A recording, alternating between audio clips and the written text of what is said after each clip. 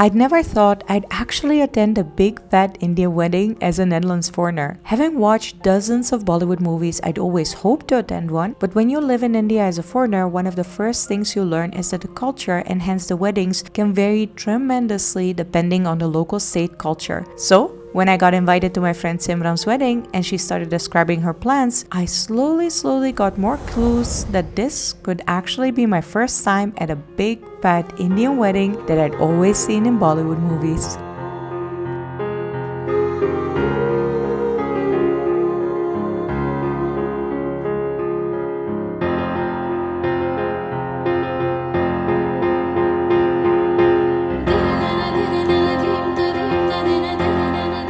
If you're curious to see everything, make sure to keep on watching until the end. Hi, my name is Ivana and I've been living in Bangalore for 4 years. As you can see, or maybe it's not that obvious, I am currently not in Bangalore. I am in Udaipur, Rajasthan, and I'm here for my friend Simran Bala Jain's wedding. I am here with all the other bridesmaids from Bangalore because Simran is getting married to her best friend, and it's honestly one of the best big fat Indian weddings that I've ever seen. Just a quick catch up before we dive into this final part of the 3-part Big Fat Indian Wedding series. In part 1, I departed for the wedding from Bengaluru to Udaipur on a 38-hour train ride, which was an experience on its own. In part 2, the wedding kicked off with a dazzling haldi function, the barat, the jaw-dropping varmala, and reached an electrifying finale with the sangeet, where I got to join Simran and the other bridesmaids for one of the sangeet dances. In this part, we're experiencing the Feras, which is the function for the wedding vows. There's an exciting carnival, and the big fat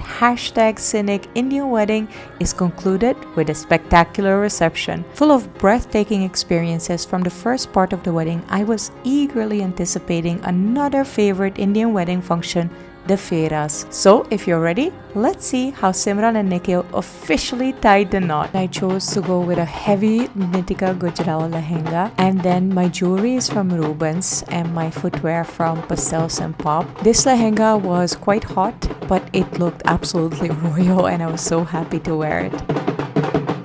Now that we're all dressed up, my fellow Bangalore bridesmaids and me are off to pick up Simran and escort her to the Feras function. The Dole guys were already playing and it just really set the mood. Vaish is going all out. Simran's mom, Nick, Harsh, Chili, we're all actually having a blast waiting for Simran to get ready, and then we can take her to the Feras function location. Here we are just clicking pictures, and Nikhil also joined us. Oh my gosh, I love the combination of his pink suit with her red lehenga.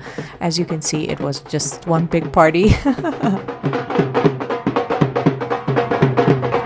The Feras were held at a different part of the resort, and they were actually setting up the decorations for a whole day. It absolutely looked stunning and was worth all the trouble, especially in the Udaipur heat in the middle of summer. I think they did a great job, and we were just all stoked to see Simran off to her Feras. The cover that you see above Simran is called a mandap. It is a temporary ceremonial structure for Hindu or Jain weddings. They were traditionally built from wood, but newer designs often incorporate draping, flowers, and crystals, and the mandap is usually carried by the male members who are closest to the bride. Now that Sims has reached, let's kick off the Feras function.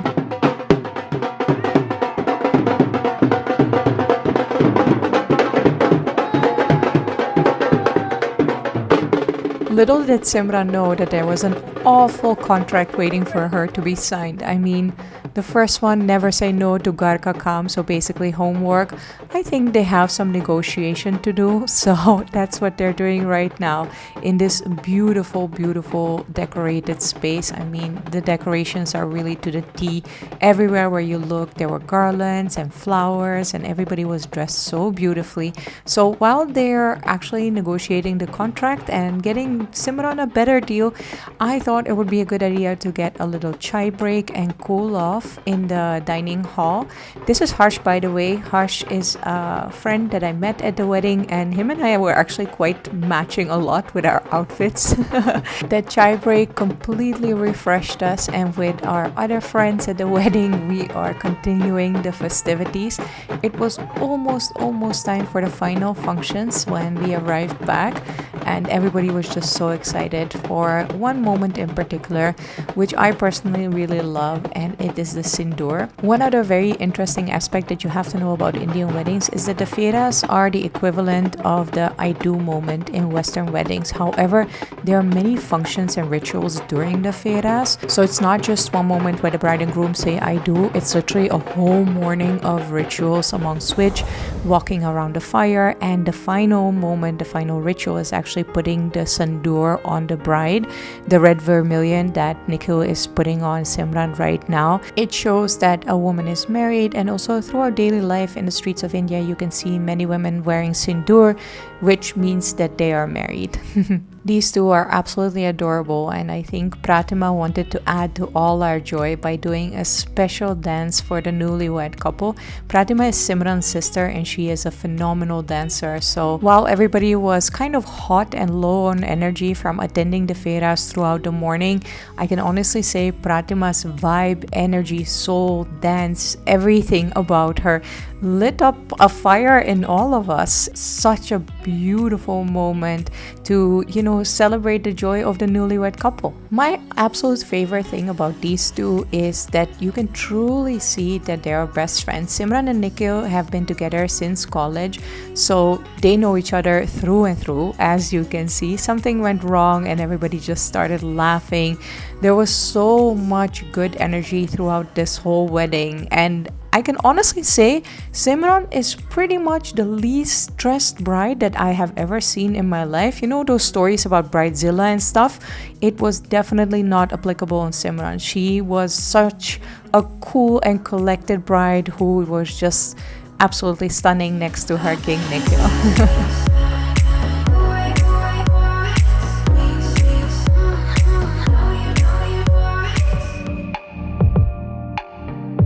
Udaipur in Rajasthan is absolutely no joke. In summer, it was definitely 37 up to 40 degrees, and Nick is kind of demonstrating that we really need to cool off in order to prevent having a heat stroke. Now, speaking about the hospitality, I mean, there is a sugar cane juice stand. It is one of my favorite drinks in India during the summer to cool down. In case you don't know, this is sugar cane, the stick, and it's pushed in a machine, and then the juice is pressed out of it. It's very sweet, but also at the same time extremely refreshing, and absolutely what we needed to, get our wits together. अच्छा बहुत अच्छा है. Nikki, you wanna come say hi? Well, look who just showed up, guys. Ruchi is so sweet. Ruchi is literally like Nena from Ye Jawani Ye Diwani. Yeah, that's literally her. No, and then she takes her glasses off and she's like, Hey guys, this is Nikita here. Eve and I have been chatting on Instagram since quite a long time about our love for travel, our love for our dogs. yes. We both had COVID. Yeah, we both had COVID at the same time. And we supported each other through it. Yeah. So it was wonderful to finally meet her in Simran's bachelorette party. Yeah. And I would definitely like to say that we hit it off. How do you like the wedding until now? It's been great. I mean, I am obviously from India and I've seen a lot of big weddings, but this has been the grandest one yet. This is like the proper Bollywood style wedding. Yeah, it had all level. The feels. Yeah. It's also wonderful to see how happy Nikhil and Simran are. So amazing from every way. Yes. And most importantly, we all got to have such a good time here together. Really. I love being part of this whole Bangalore bridesmaid squad. For like the context, we're staying with 4 girls in one room, and we're managing the bathroom schedule like pros, and that says a lot about our characters. Yeah, it does. Yeah, and it took us back to our college days. That's what we were talking about yesterday. We all got ready and like shared our makeup tricks and shared some like highlighter and stuff like that, and I got so many pins from them. They really helped me with my Indian outfits and like how to style my jewelry and everything. So that was not that awesome. She needed much help. I mean, have you been seeing her looks? It's because I get kick ass. No, you do a good job by yourself. You guys are so sweet. For the next function, the Carnival, I chose an absolutely stunning light lehenga from Anarghya Design Studio. My jewelry is from Rubens, India, and my footwear is from Pastels&Pop. This lehenga was exactly how I wanted to feel during the reception. I was all dolled up, but also very, very comfortable. Perfect for the next phenomenal entrance of the #Scenic Wedding.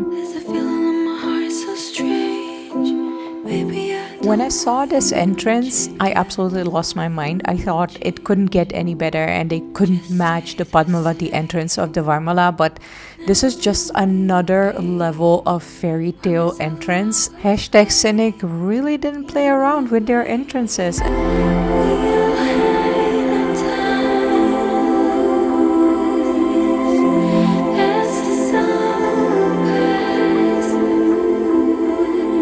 In the previous part, I also mentioned that also the functions at an Indian wedding are no joke. The functions are back to back to back and there's just so much entertainment. This is the setup for the reception, which was Bollywood themed. And there were so many games and there were so many movie posters of Bollywood movies. It was absolutely fun walking around here.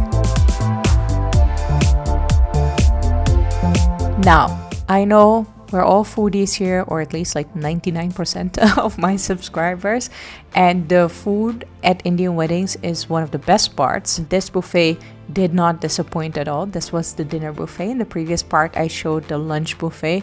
I mean, there were so many snacks, so many delicious cuisine. This is one of the most famous Indian street foods called pani puri. It is a crunchy, hollow golf ball filled with mashed chickpeas or potatoes, and then added to that is sweet and tangy water. It's one of my favorite, my favorite Indian street food, but there were plenty of other street foods as well. You're gonna eat if you're at an Indian wedding because there's so much delicious food, and actually, like I mentioned, also different types of cuisines. So for instance, this was Italian with pizza and pasta, but then there was also Chinese, and there was actually something called a Sri Lankan curry idli, which I really had to try because look at this. I mean, don't you want this? I want this now. I'm drooling just watching this. And of course, my favorite, paneer. If you have paneer, you have my heart. After a full day of functions, this was such a nice, peaceful moment where we could all come together and just chat, enjoy some food, and Harsh decided to provide us some entertainment on the side.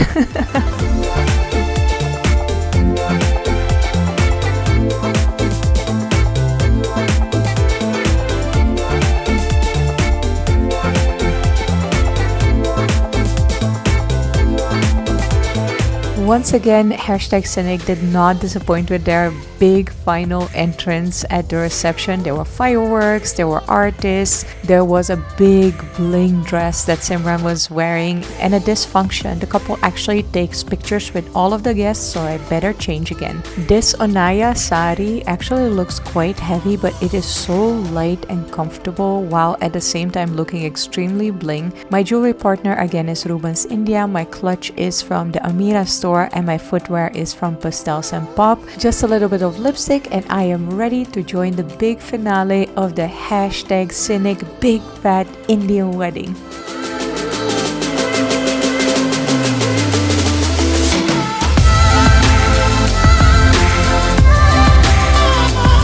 If you watched part 1 of the #Scenic Big Fat Indian Wedding, you know that we've been pretty much dancing throughout this whole wedding.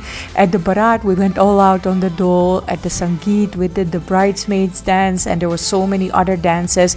So you didn't think that we're going to end this reception on a boring note, right?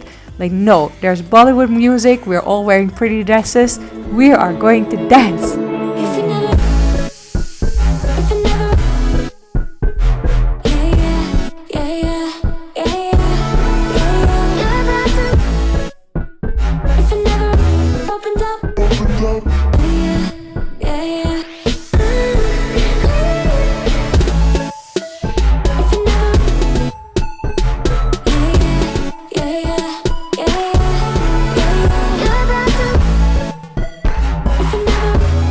The #Scenic Wedding can truly only be described in A lot of adjectives. Phenomenal, magnificent, exquisite are just a couple of them, because honestly every single element, every single function, every single hospitality logistics aspect was just 10 taken care of. Everything was just so beautiful, and the reception was definitely no different than that. I wish I could extend this wedding with at least 5 more days, because I had so much fun with the bridesmaids. I had so much fun with both Simran and Nikhil. It was just such an absolute delight to watch them, you know, go through all the functions and how they were true partners in that.